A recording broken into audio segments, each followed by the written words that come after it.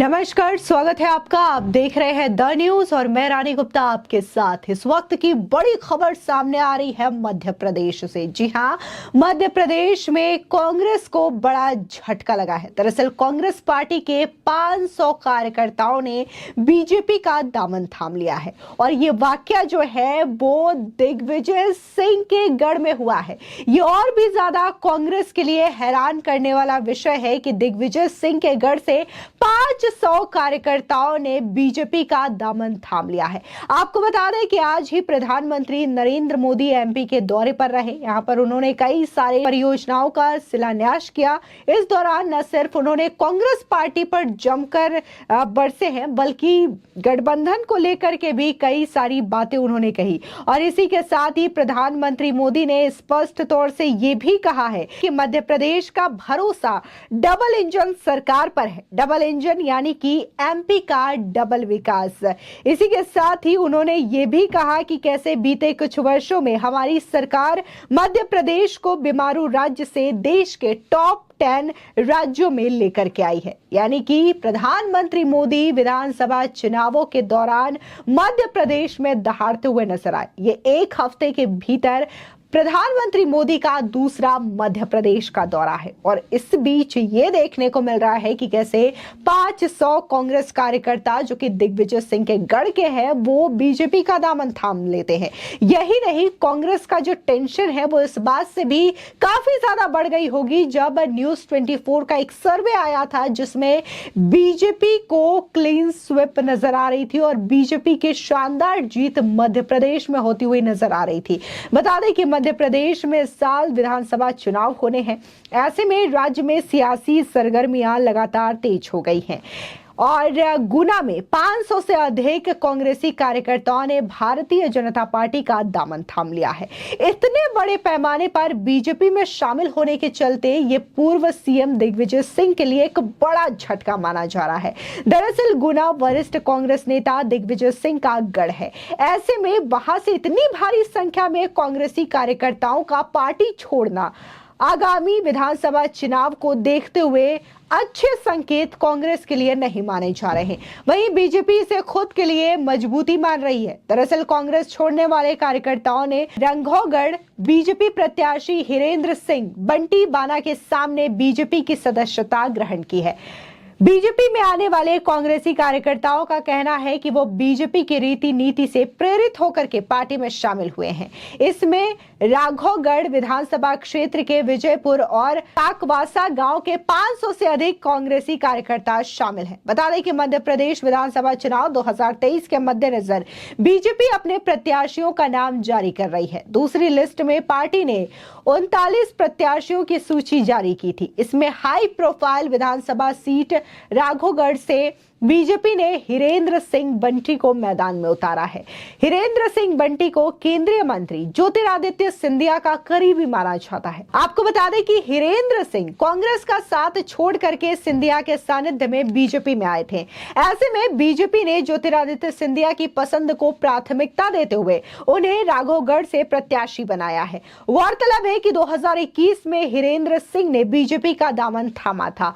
वो वर्तमान में बीजेपी के जिला उपाध्यक्ष हैं। बता दें कि हिरेंद्र सिंह 2000 से लेकर के 2005 तक राघवगढ़ के जिला पंचायत सदस्य रहे हैं। इनके परिवार का दिग्विजय सिंह के साथ भी काफी अच्छा संबंध रहा है और अब दिग्विजय सिंह के गढ़ से जिस तरीके से 500 कार्यकर्ताओं ने बीजेपी का दामन थामा है और इन कार्यकर्ताओं का ये कहना है कि जिस तरीके से बीजेपी की नीति है वो काफी ज्यादा उन्हें प्रभावित की है, जिसकी वजह से उन्होंने ये फैसला लिया है और ये बीजेपी का दामन थामा गया है।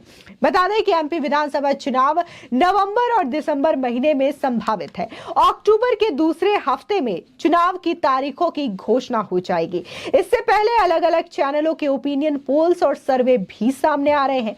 वहीं टीवी चैनल न्यूज 24 का सर्वे सामने आया है। सर्वे के मुताबिक बीजेपी और कांग्रेस की सीटों में ज्यादा अंतर दिखाई दे रहा है।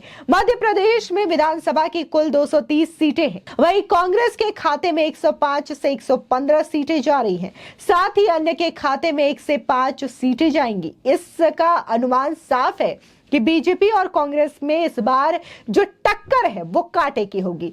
अगर 2018 के विधानसभा चुनाव में ही मजहर 8 सीटों का अंतर ही रह गया था, अगर ये अनुमान सही साबित हुआ तो ऐसी स्थिति बन सकती है। इसी के साथ ही सर्वे में लोकप्रिय सीएम के सवाल पर भी लोगों ने जवाब दिया है कि 19 साल तक मुख्यमंत्री बने रहने के बावजूद भी सीएम शिवराज सिंह चौहान सबसे लोकप्रिय नेता हैं। वहीं 44.2% लोगों ने सीएम शिवराज सिंह चौहान को पसंदीदा सीएम बताया है। हालांकि कमलनाथ भी उन्हें ज्यादा पीछे नहीं है, उन्हें सीएम के रूप में 44.1% लोग देखना चाहते हैं। इसी के साथ ही अगर बात हम मध्य प्रदेश में प्रधानमंत्री मोदी की करें तो काफी ज्यादा लोग हैं जो कि मध्य प्रदेश में प्रधानमंत्री मोदी के भाषणों और उनकी रैलियों से काफी ज्यादा प्रभावित हैं, जिसकी वजह से शायद ये स्लोगन भी लगातार मध्य प्रदेश में सुनाई दे रहा है कि एमपी के मन में मोदी, यानी कि स्पष्ट तौर से यहां पर प्रधानमंत्री मोदी की नीति,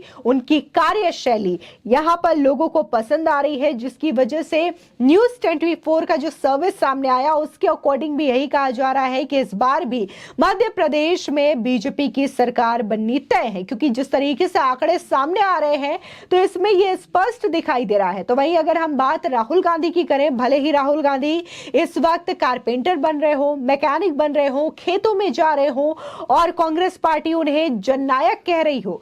बता दें कि राहुल गांधी ने हाल ही में भारत जोड़ो यात्रा की थी और ये भारत जोड़ो यात्रा मध्य प्रदेश में भी गई थी।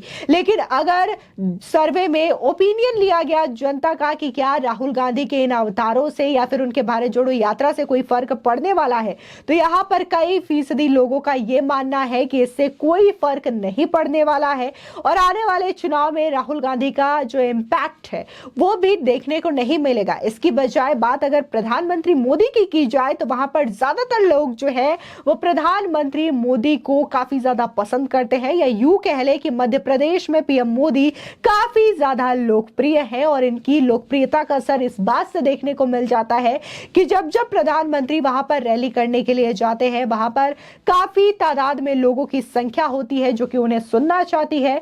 और लोगों का यह भी कहना है कि मध्य प्रदेश में जिस तरीके से सीएम शिवराज सिंह चौहान ने विकास कार्य किए हैं तो ऐसे में कोई दूसरा ऑप्शन नहीं है। और अगर सीएम शिवराज सिंह चौहान को मध्य प्रदेश की जनता मामा कह करके संबोधित करती है तो वाकई में सीएम शिवराज सिंह चौहान भी अपने भांजे भतीजियों का उतना ही ख्याल करते हैं और उसी तरीके की योजनाएं भी देते हैं जिससे कि वहां के युवाओं को, महिलाओं को, बेटियों को काफी ज्यादा फायदा होता है। और जिसकी वजह से अभी भी मध्य प्रदेश की जनता यही चाहती है कि मध्य प्रदेश में बीजेपी की सरकार बने। फिलहाल जिस तरीके से एक के बाद एक कांग्रेस पार्टी को यह झटका लग रहा है, देखना दिलचस्प होगा कि आने वाले विधानसभा चुनावों को लेकर के क्या प्रतिक्रिया देखने को मिलती है और किस तरीके से जो जनता के वोटों के रुझान है वो किसकी ओर जाएंगे और किसकी सत्ता मध्य प्रदेश में बनती है, किसकी सरकार मध्य प्रदेश में बनती है। इन सवालों का लोगों को बेसब्री से इंतजार है। फिलहाल इस पूरे खबर को लेकर के आपकी क्या राय है